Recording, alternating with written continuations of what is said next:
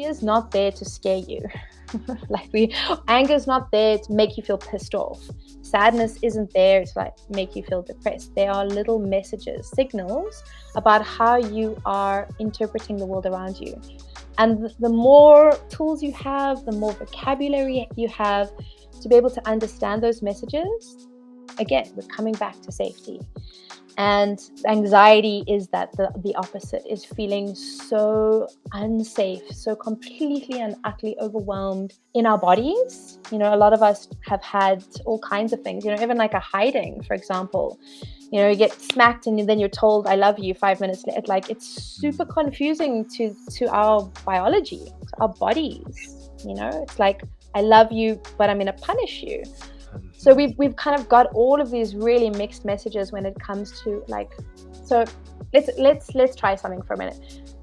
Take a minute, and I want you to just see for you and whoever's watching, if you're watching here now or later on, what does the feeling of safe feel like in your body when you feel completely and utterly held, supported, just completely safe? And I want you to first, so I'm going to do it with you, Joel, if you don't mind, just as a little example to kind of work through it. So when you feel that feeling of safety, is it easy to access or does it feel hard to access? There's no right or wrong. We're just trying to see. Right now it feels easy.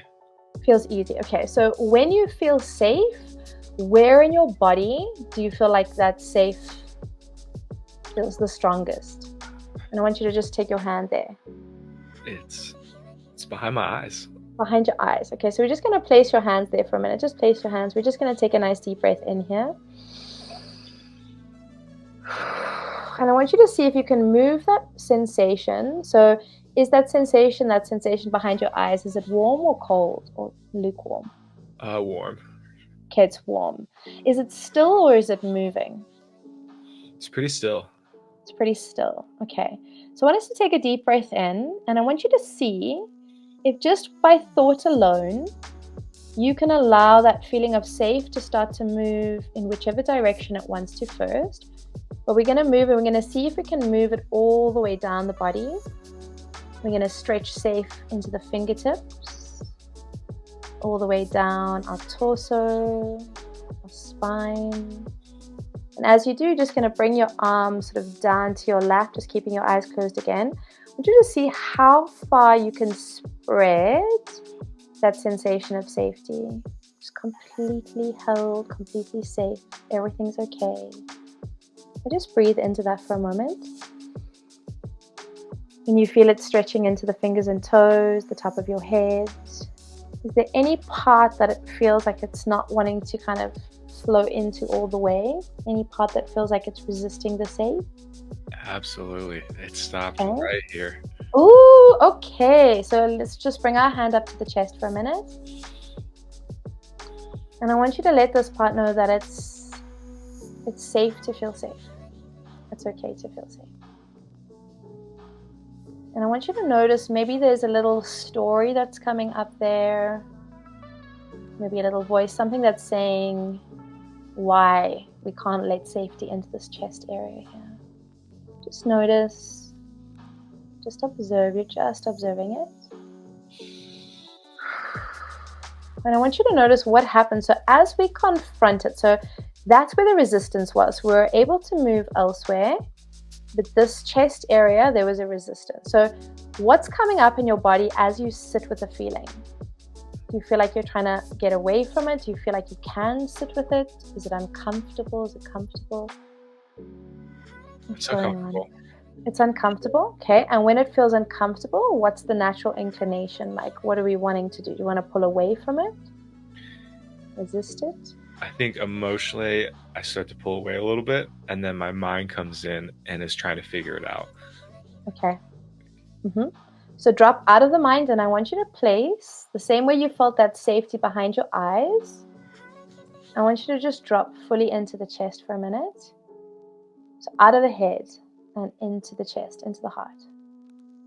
And just allow all those thoughts to be there, but they're like clouds in the sky. You know, when you're a kid and you're just lying up looking up at the sky, and the clouds change shape and form, and they don't hold shape for very long.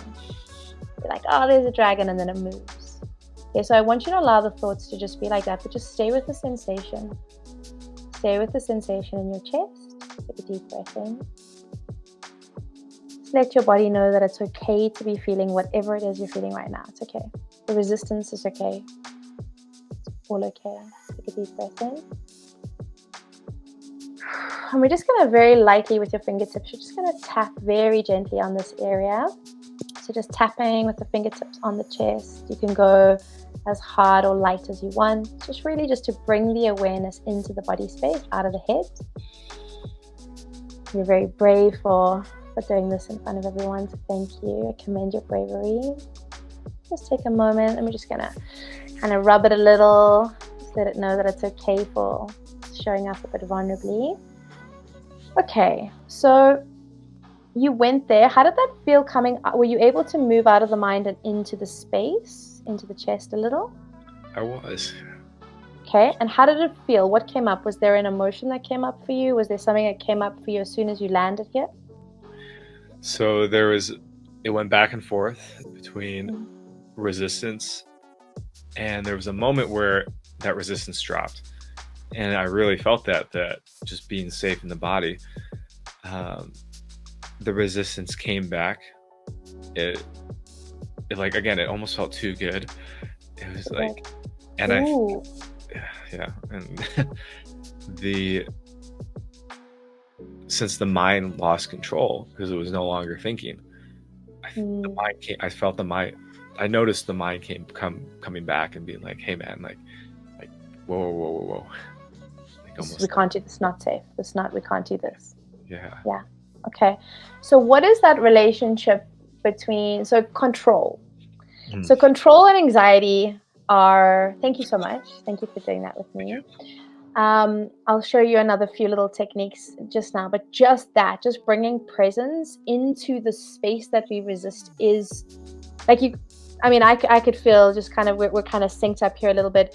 I notice your breathing shift, your shoulders drop down, your kind of head relax. Like as soon as you drop in, everything starts to change. Your whole state of being changes, right? So when we're staying up in the mind, you've used the word control a few times, right? So it's like, I need to be in control. So anxiety kicks in if I don't feel in control. But what are you actually in control of? What do you have control over? Be honest. I guess moving, being able to move. So actions, yeah. What I say.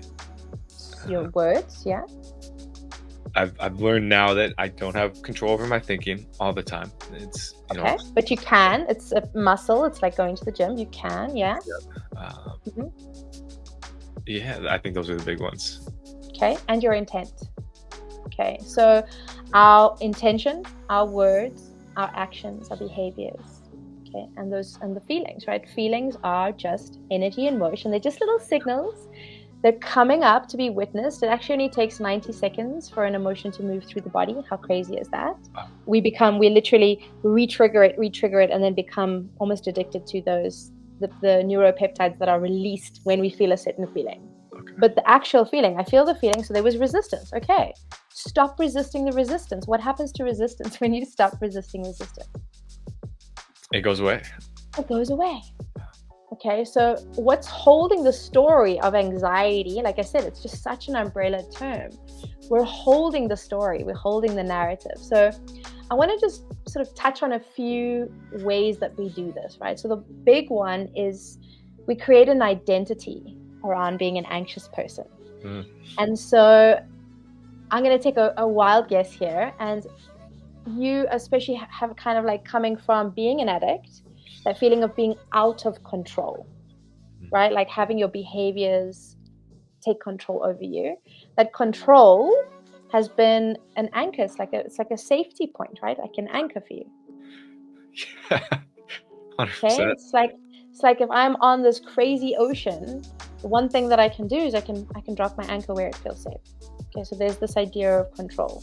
But the control brings with it a lot of resistance, because instead of just allowing, and recognizing that the true control is dropping into the body, dropping in, feeling what you're feeling. Stop resisting the resistance. Just feel it for a minute. You won't die. A lot of times we don't go there because we feel like it's so completely overwhelming that it will consume us. And actually the opposite is true. As soon as we go there, it shifts. Like you so beautifully showed us there. Even though the mind is coming back, like I said, it's a practice, okay? But it's very much this identity that we create. So I hear a lot of people say, I'm just an anxious person. That's just who I am. I'm just anxious, or I have I'm a control freak. Right? I have a tendency to want to control things. So we've created an identity. And in the English language, two of the most powerful words that we have is I am. I am, and whatever the heck comes after it. So I want you to think, everyone watching, think for a minute, where are we placing that? So I am what? What are we saying to ourselves all the time? So if I've created an identity around being an anxious person, I'm going to have to live, in accordance, in alignment to the identity I've created for myself and keep feeling anxious. And so what I'm doing is I'm strengthening the muscle of an anxious person. I'm not strengthening the muscle as someone who's able to self-regulate and to calm myself down and to bring safety into my body. Right? I'm not, like we said earlier, excitement and anxiety, the same thing, different filter. Does that make sense? I see that 100%. Like I'm just like seeing that distinction so clearly. And you're spot on. Like it's, as soon as I never thought of myself as an anxious person, which is, again, it's just an identity. It's not really who we are. And then when I had that awakening, it was like, okay, like I spent so much time in therapy and like taking meds and trying to get rid of the anxiety, did like shock therapy, all kinds of things. And so you're totally right. There's this part that from that time of life that thinks, okay, if you let go, you're going to get into the same trouble you did before. You're going to say the same things you did. You're going to push people away like you did. And so it's definitely the protector, like wanting to make sure I never end up there again.